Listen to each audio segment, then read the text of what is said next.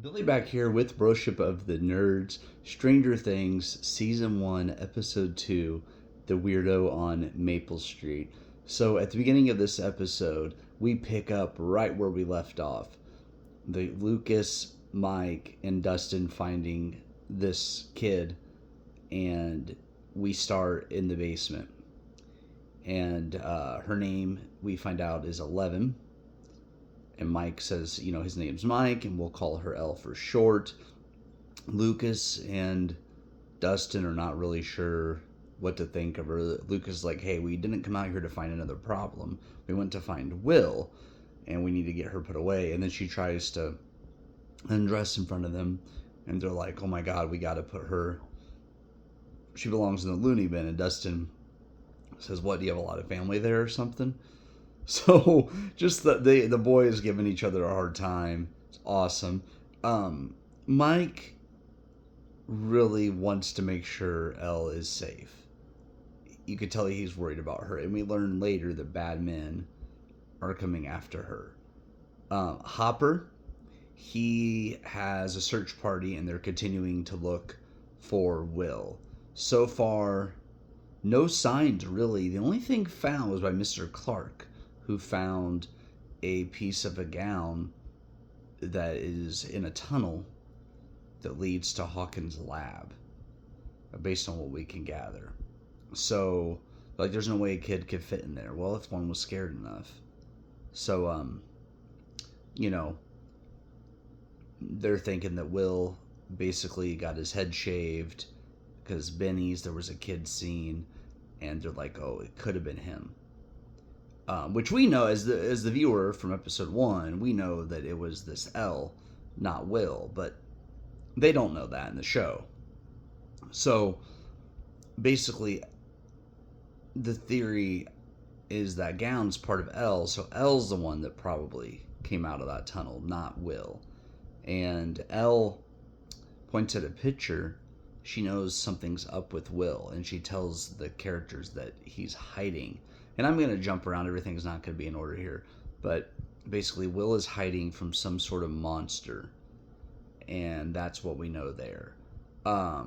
Mike is keeping Elle in his basement, so he pretends to be sick.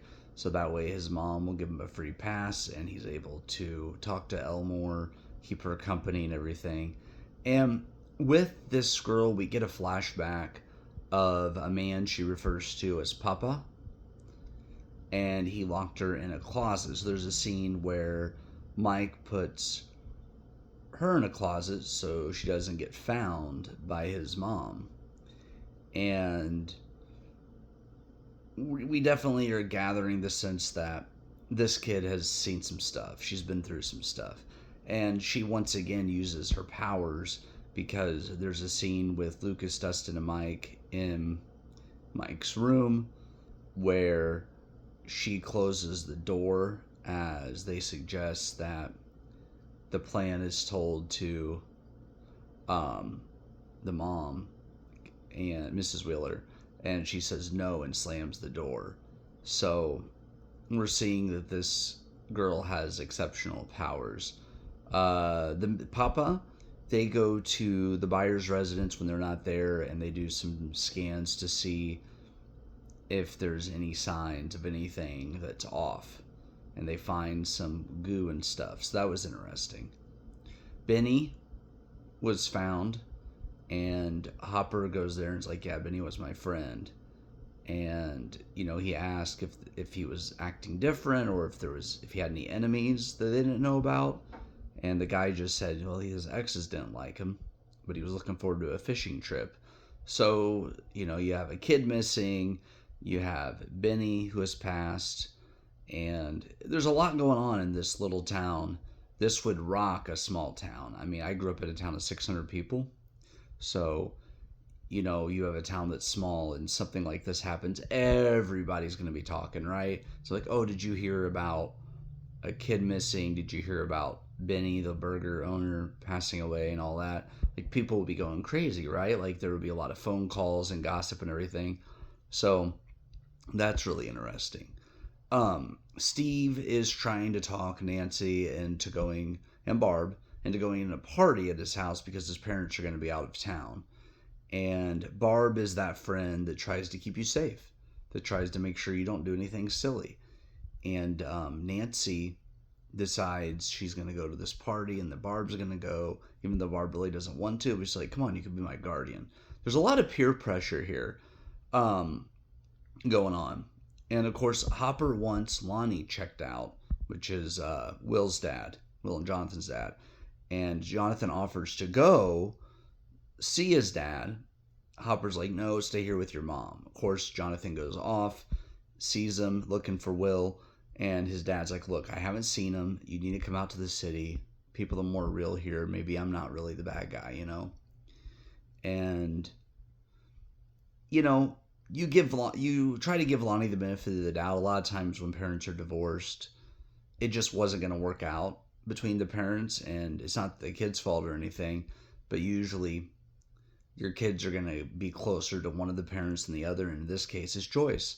And this Lonnie, he sort of comes off as, I really didn't have a good opinion of him after this episode, but I don't really have a bad opinion of him either. It's like, I need a little bit more information here.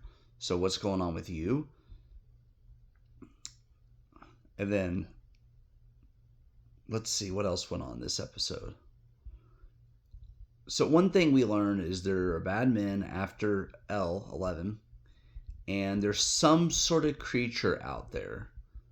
And my favorite character this episode, it's between two. Jonathan's a great big brother. It shows a flashback scene where Joyce is on the phone arguing with Lonnie, and Jonathan's talking to Will about things.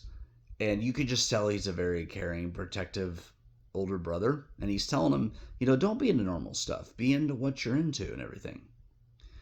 And I think that, but then the pictures he took puts him down a little bit for me.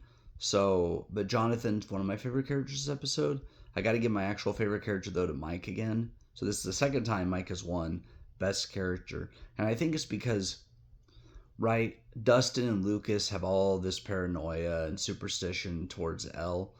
And Mike he's seeing her, right, as this scared kid. He actually sees her. And from what I've gathered with flashbacks, she just needs someone to see her as a kid. Not someone with powers, not some amazing scientific, thing. I think she just wants to be seen. And so Mike really cares for Elle. And you get that sense here that he does care for her and he wants what's best for her. This was the 80s. And I think what's so cool about this show is that you have your outcast, your black sheep. And I've related to that because even though I get along with my family, I've always considered myself different because I've thought differently. So, if you're an outcast, a black sheep, welcome. This is the channel for you. This channel was founded for nerds, right? It's called Broship of the Nerds. And what we mean by that is that it's a community of nerds. And so thank you for tuning in. We are here for people that are into a variety of interests like I myself am in, where you can't just be put into like one category, right? There's a lot of fandoms I'm a part of. But yeah, this show is just special. It was in the 80s. We were more connected. There wasn't all this technology that kept us online. We weren't bullying people through YouTube and saying nasty things about them. We weren't doing anything like that. We were actually face to face with people or over the phone. There wasn't all this technology around. So I think that's why I like the show so much. It's that people were more connected back then in different ways. I think my favorite scene is either the kids being all around together at the beginning or Elle using her powers to shut the door. That was a really cool moment. Hopper, I'm starting to come around on him. He's starting to get his act together. He really does want to find this kid. And whenever he finds out about there being a kid at Benny's, he's like, okay, this might have been Will with the shaved head, apparently. So they're trying to figure out what's going on here.